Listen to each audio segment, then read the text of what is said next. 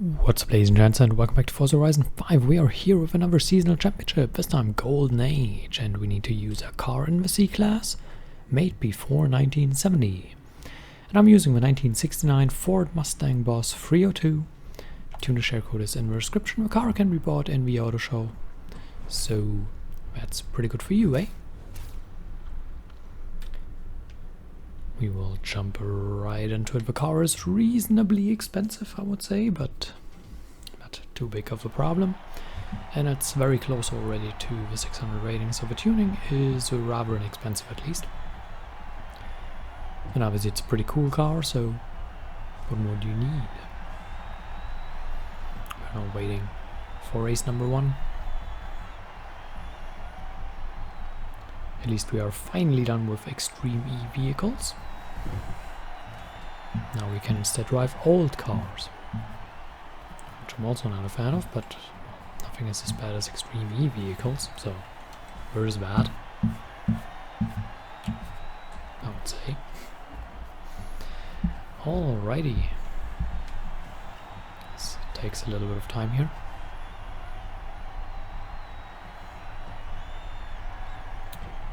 The regular. If you would like to decrease the waiting times between races, you can fund a new PC for me.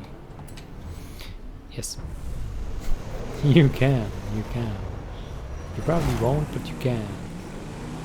Ooh, that's a car I haven't photographed yet, but I'm not interested in doing that right now. Okay. Obviously, C-Class racing, relatively slow. What are you? Opponent car trying to get me off the road unsuccessfully. It's quite daring of him. I'll punish him here. I wanted to switch to the inside where we were too late, and then we were on the outside, and that was kind of bad. Yeah, I didn't drive into him, he drove into me, so that was a little silly for him. Would have loved to drive in the Miura, but obviously it's a B-Class car, and well, this is for C-Class cars. Can probably take him. There we go. Just need to be a little aggressive through corners. Place your car in ways that makes the AI a little bit uncomfortable. So basically right next to them already makes me uncomfortable. You really need to hold your nose in like this. If we didn't push him out of the way, we just held our nose in, and the AI is like, yep, I'm out of there. You can already overtake. We're up to third, we have 2 laps remaining, and on that straight we should be able to close the distance here, close the gap to second place, and get our nose in on the next corner. We position ourselves on the left for the next corner, for the current one here, and really make him run out of room, which puts us into second. First really won't be much of an issue. We will trail him here, we will use the drafting, we will follow the line, and on the next real corner we will try to go past.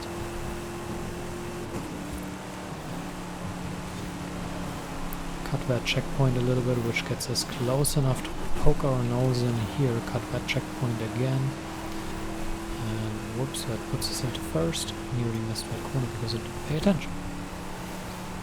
Yeah, that puts us into first, and then we have roughly 1.5 laps of managing the position.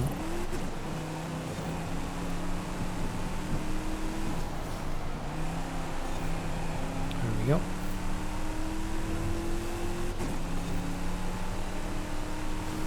And now the last lap is just controlling the race from the front, making sure we don't have any big fuck-ups, because that's the only thing that's going to cost us. Not risking it too much on the checkpoints. Obviously we could have rewind if we needed, but again, obviously we try to avoid that. You can cut the checkpoints like that, and that really buys you some time. It gets closer to the AI because they don't normally do that. It can also put you in a good overtake position because you can cut into the corner like that, and the AI doesn't do that, so you actually have an opening on the inside where there normally isn't one. that it can be used to your advantage. And now we drive it a lot more conservatively, a lot more carefully, I would say, so that we do not come to a situation where we completely mess it up and we lose a whole lot of time, and then we still need to worry about our first place, because we are so far ahead that we can drive it very conservatively and really not lose a whole lot of time on the one hand, and even if we do lose a little bit of time, it really doesn't matter because we are so far ahead. Checking the map, that's quite a bit. So that is how we do it. 4-minute race. Yeah, C-Class normally takes a little bit longer. Mustang 69, obviously a pretty cool car though. Not a big fan of the old cars, but that one is pretty nasty. Pretty cool to look at. There's a Chaos Arcade there. So we have races. We have one down here. And I think the third one is on the top left. So east side. West side, whoops.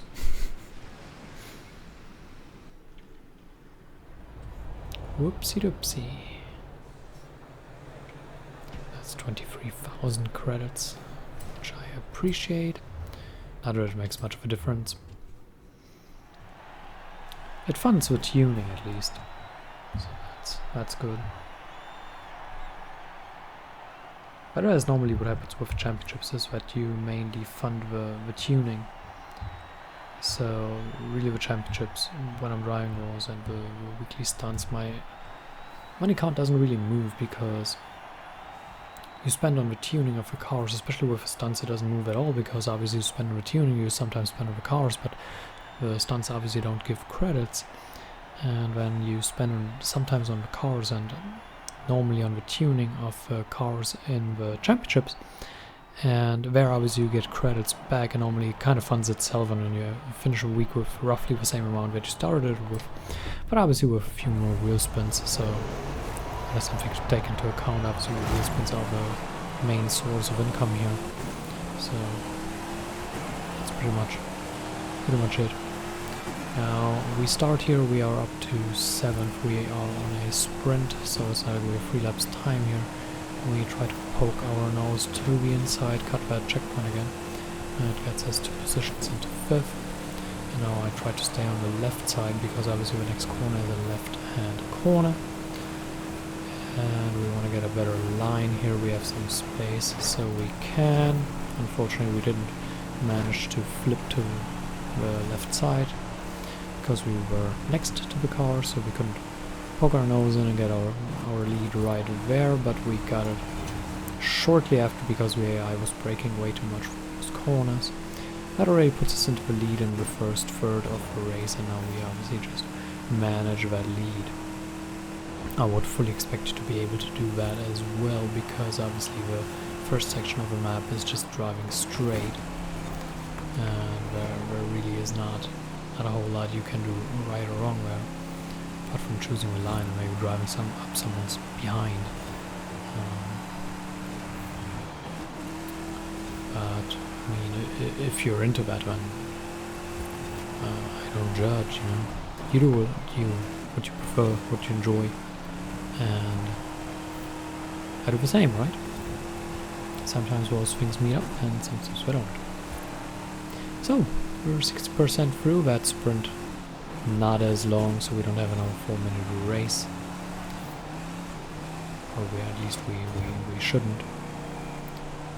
And we're so far ahead, we're so comfortably ahead that once again we are just in management mode. So managing the race, making sure we don't make any major mistakes, not taking too many risks, because obviously, like in the last race, the only thing that can really derail that race is if we make any major mistakes. Even minor mistakes really shouldn't cost as much time. So like missing a checkpoint and not using rewind is a classic one that costs you a lot of time, or running right into a tree.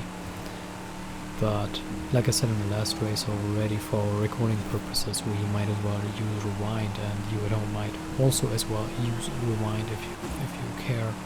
to do so, or if you have it turned on. I normally have it on to save time, because like I don't want to do that stuff 2 times or 3 times, and then it just increases the time that is required for that recording stuff. But obviously you still rarely see me use it. You saw it during the Extreme E series, I think, once or twice. But normally I really try to avoid it, and obviously normally we avoid mistakes in general, so that obviously helps, or we avoid bigger mistakes that would really warrant a rewind, so that obviously helps. So, hey, there is a new thing, new speed zone.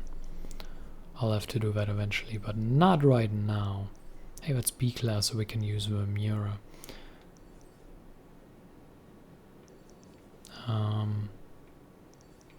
Where's the last race? Yeah, that one is actually kind of fun. Or the track is kind of fun. So we should be able to have a pretty cool race here.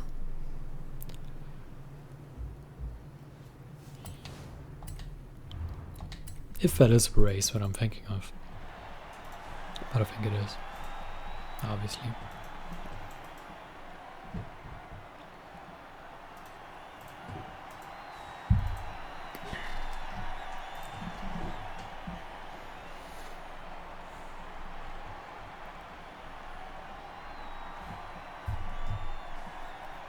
Wait, it's 10 PM already. Second video releasing in a moment. I'm trying to get the stunts out earlier and earlier each week, but there is only so early that I can get them out, you know. Obviously I can't start recording, like, I think it's 3 PM our time when the stunts come up, but obviously I'm working at that time. When you come home, you have food, put the son to bed, and then you're talking about 8 PM roughly when I can start recording, so it's only so early that I can finish some of that stuff. Obviously when I have to render it, and I have to upload it, then the video has to render on YouTube. I don't want to release it in 240p. So yeah, but it's only so early that I can put them out, and roughly 10 PM is probably the earliest that I can do it.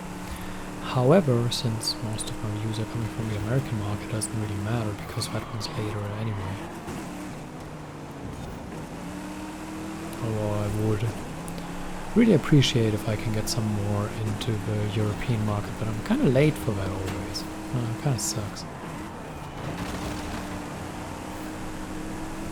I heard some people are setting their PC clock ahead, like they don't sync it with the internet, but they just set it ahead, and then the game thinks it's that late already and it unlocks the series.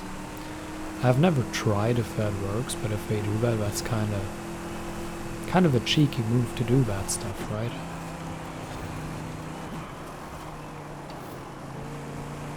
Oh well. I don't even know, like,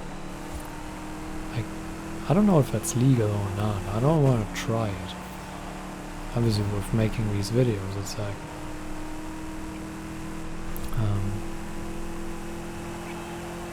I mean, I would give people the proof that I'm doing it, like right there on tape, and I'm not exactly sure that's what I want to do.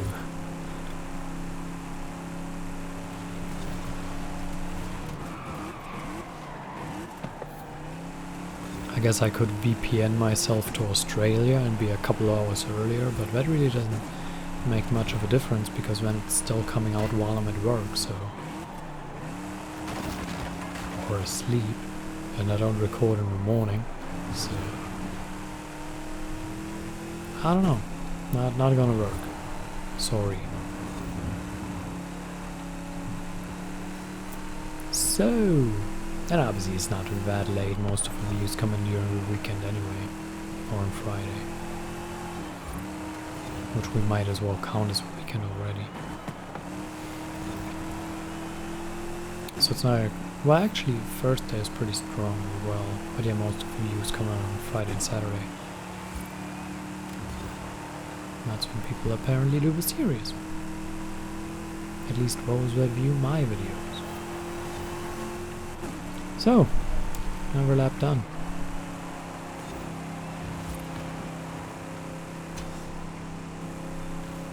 I must say I was pretty shocked when I was driving the Extreme E vehicles, because I felt like I completely unlearned everything I knew about the game and everything I knew about driving in this game, because like it was just such a different experience to everything I did before in that game.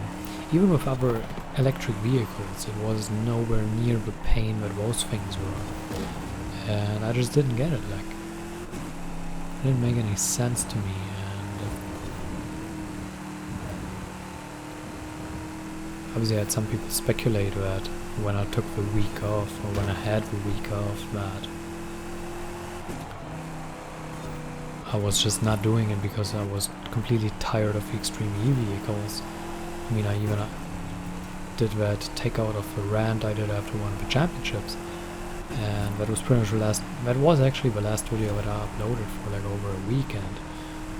I actually got comments asking if that stuff just broke me and I'm done with it. No, I wasn't, I was just on vacation, so where is that? But we finished the championship, so that's good.